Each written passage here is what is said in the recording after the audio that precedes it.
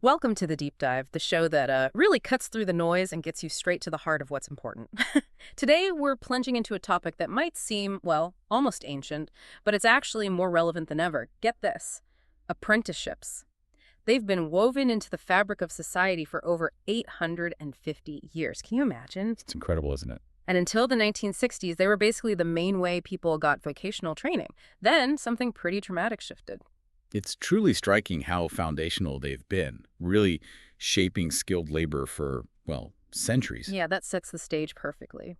So for this deep dive, we're going to unpack the evolution, the current state, and maybe the future potential of apprenticeships. We'll be focusing particularly on the UK, but we'll also draw some, I think, really fascinating comparisons with other countries. Our mission here really is to uncover what's truly happening with apprenticeships, beyond the headlines, trying to separate the quantity from the quality and understand their real value for you, for businesses, and, well, for the broader economy. Yeah, and that brings up a really important question for us all, I think. With recent government pledges for, hundreds of thousands more apprenticeships, are we truly reviving a powerful path? A path to skilled work and social mobility? Or, are we maybe risking the quality and the reputation of this really age-old system? That's the core question we're tackling today, definitely. So let's start with the long view, right? From those medieval guilds right up to the challenges we see now. The enduring principle, it seems, has always been this: people learn best by doing, and they do best by learning. It's this integrated approach involving employers and educators. It's a principle that's, well, it's hard to argue with, really. However, after the 1960s, particularly because the manufacturing sector shrank so much, apprenticeships saw a really sharp decline. It wasn't until the early 1990s that we saw a sort of political revival. Back in 1990, there were only about, 53,000 apprenticeships, which is tiny. Just tiny, yeah. Young people were really being encouraged toward higher education instead. That's such a small number compared to their historical dominance. And to fill that gap, we had schemes like the Youth Training Scheme, Oh, it's YTS. yes. But our sources suggest these often had, well, pretty limited learning opportunities. Some people even describe the experience as, and this is a quote, little short of slave labor, which is quite something. That's a stark assessment, isn't it? It really highlights the pitfalls, the unintended consequences sometimes. The landscape did begin to shift, though, with the introduction of modern apprenticeships, Level 3 in 1993, and then Level 2 came in 2000. That broadened their reach, aiming for more kind of structured learning. Right. And that brings us more up to date to the recent upsurge in numbers. By 2009-10, the UK saw a pretty significant increase, 270 and 700 apprenticeship starts. Yeah. That's a 67% increase from just 2002-03. Huge jump. And the provisional figures for 2010-11 looked set to top that, even with a tough economic context. So on the surface, that looks like fantastic news, right? It does. But knowing our deep dives, I'm sensing there's a but coming here. Are these numbers telling the whole story? You're absolutely right to sense a but, always a but. And this is where it gets, well, really interesting, I think. We need to unpack this quantity versus quality debate, because the definition of what actually counts as an apprenticeship in England, well, it's expanded significantly. How so? Unlike most other countries where apprenticeships typically start at Level 3, maybe higher in England, Level 2 qualifications and even some bits at Level 1 are classified as apprenticeships. Level 1 and 2. Wow, okay. That's a huge difference. It is. So this expansion has led to a really wide range of courses falling under the apprenticeship banner, offering, as one source puts it, extremely variable quality of experiences and skills. Variable quality. And we have a truly eye-opening case study here, don't we? Morrison's. Ah, yes. Yes, the supermarket chain. Became England's largest apprenticeship provider, over 20,000 trainees. That just seems surprising. It certainly stands out, yeah. And the details here are crucial. 85% of these trainees were existing adult employees, over 25. Existing staff. Okay. And a staggering 99% were at Level 2. 99%. And the average duration, just 28 weeks. 28 weeks. That's barely half a year. Compared to what in Europe? Well, compared to 2, 3, sometimes 4 years in Europe. Okay, so that really does raise the question the sources bring up. Are these Level 2 things just sort of buying up and certifying existing training? Or maybe even just basic induction stuff that would have happened anyway? Exactly. And should they be getting public funds for that? Yeah. It raises this important question about deadweight for the taxpayer. Yeah. Public money spent on training that probably would have happened regardless. Right. The core insight here, I think, is that when these level 2 apprenticeships essentially subsidize training that was going to happen anyway, Mm. it really waters down the impact of that public money And the reputation, too. and the reputation of the whole apprenticeship brand itself. Yeah. Definitely. That really makes you think about what those big numbers truly represent. And the sources go further. They highlight this as part of a larger kind of worrying trend they call the low train and hothouse phenomenon. Oh, train and hothouse. Yeah. Where quality can be sacrificed for quantity just to hit those ambitious government targets. Mm-hmm. That's a strong critique. But okay, playing devil's advocate for a second, for those listening who might be on a level 2 or for businesses offering them, is there a counter argument? Like, why does this broad definition exist? That's a fair question, yeah. The argument you often hear is about accessibility. That these shorter, lower-level programs, they provide a pathway, maybe a first step, for people who might otherwise struggle to get into the workforce or gain any qualification. Okay, so a stepping stone argument. A stepping stone, exactly. Yeah. But when we dig into the actual learning commitment, for instance, the SAZE, that's the Specification of Apprenticeship Standards for England, it only requires 100 hours of off-the-job training per year. 100 hours a year. That's what, like 2 hours a week? Pretty much. Out of 280 guided learning hours in total for the year. Huh. You compare that to some of the more robust systems we'll probably talk about later. It's quite different. And it also means, doesn't it, that many level 3 frameworks don't even give you UCAS points, the points for university? That's right. Which kind of undermines the claim that it's a straightforward progression route to higher education. The example given is the customer service framework apparently has the most apprentices. Mm-hmm. It only has 13 knowledge-based credits out of 63 total. Compare that to, say, a level 3 BTech diploma, which has 120. Big difference. Yeah.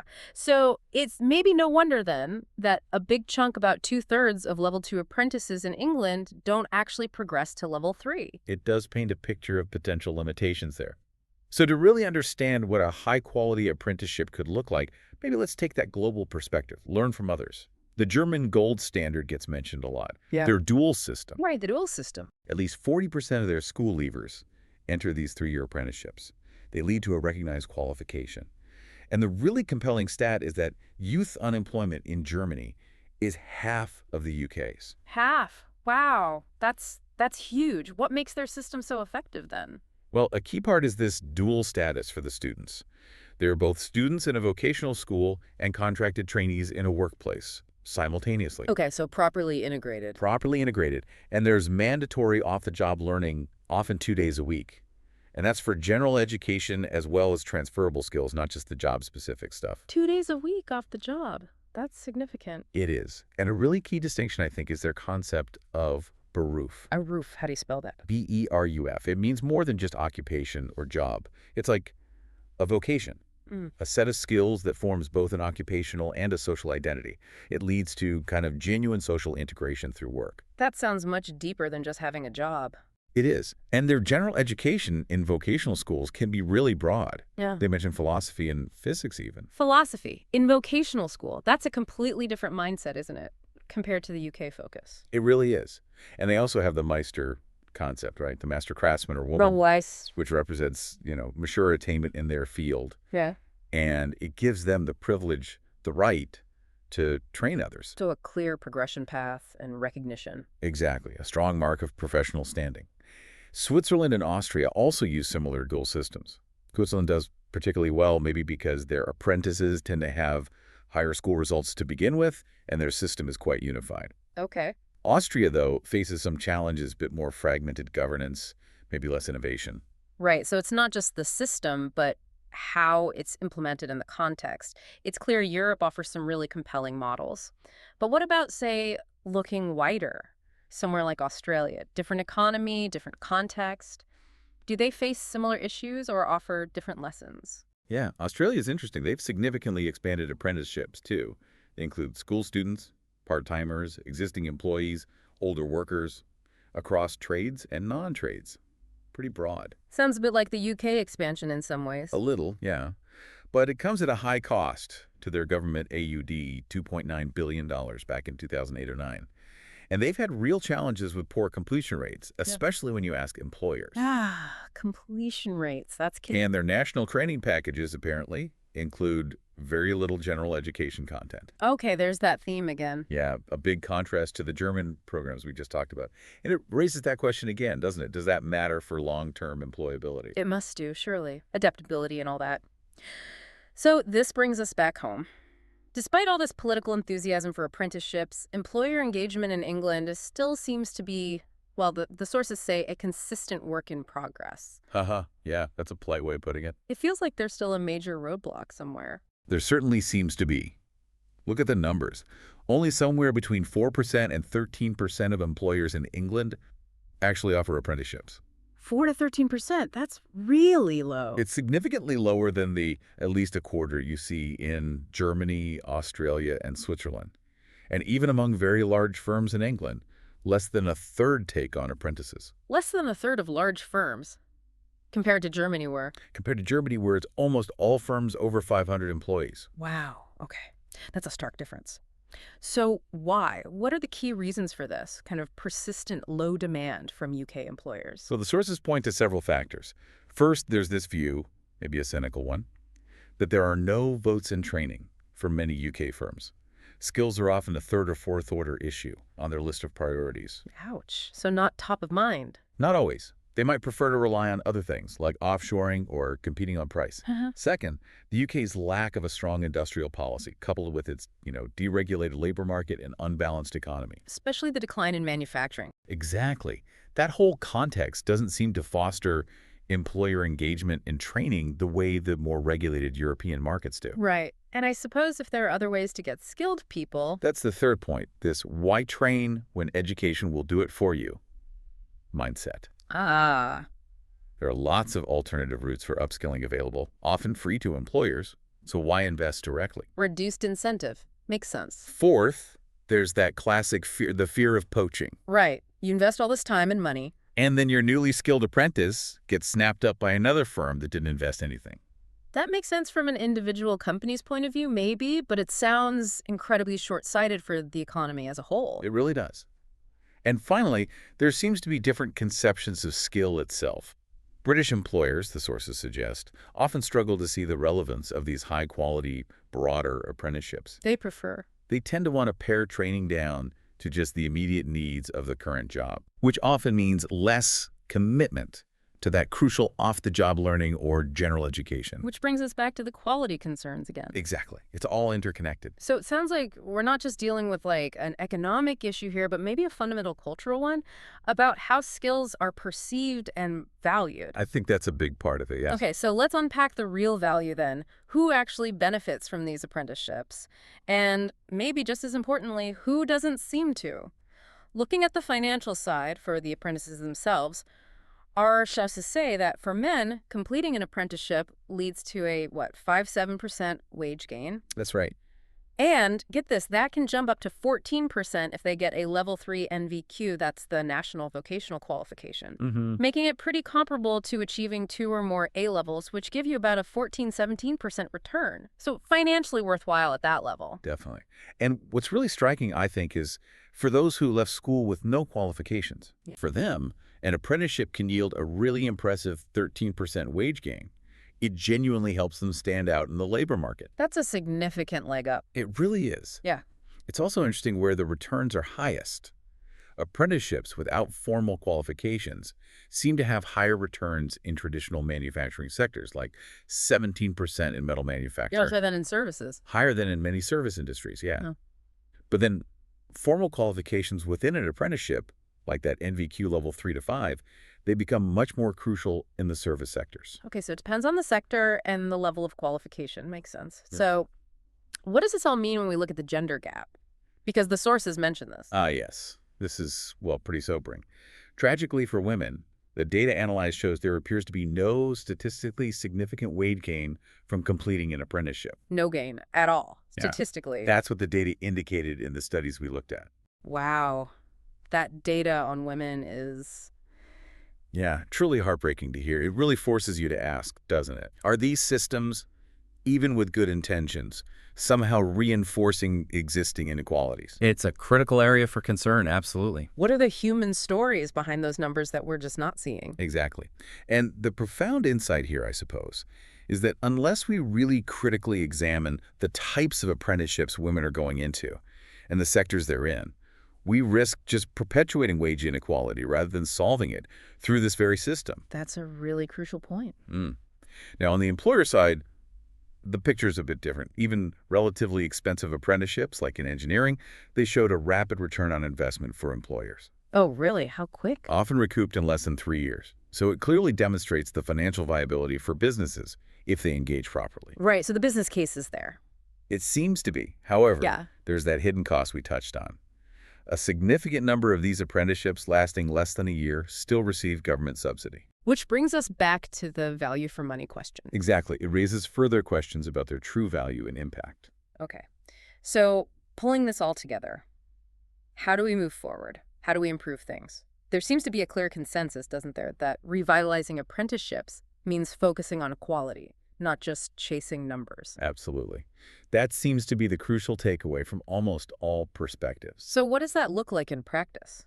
Well, it involves potentially redefining apprenticeships. One idea is to rename those level 2 programs. Yeah. Maybe call them skill seeker, like in Scotland, or traineeship, like in Australia. You protect the brand, basically. Exactly, to protect the brand and the prestige of the higher level apprenticeships.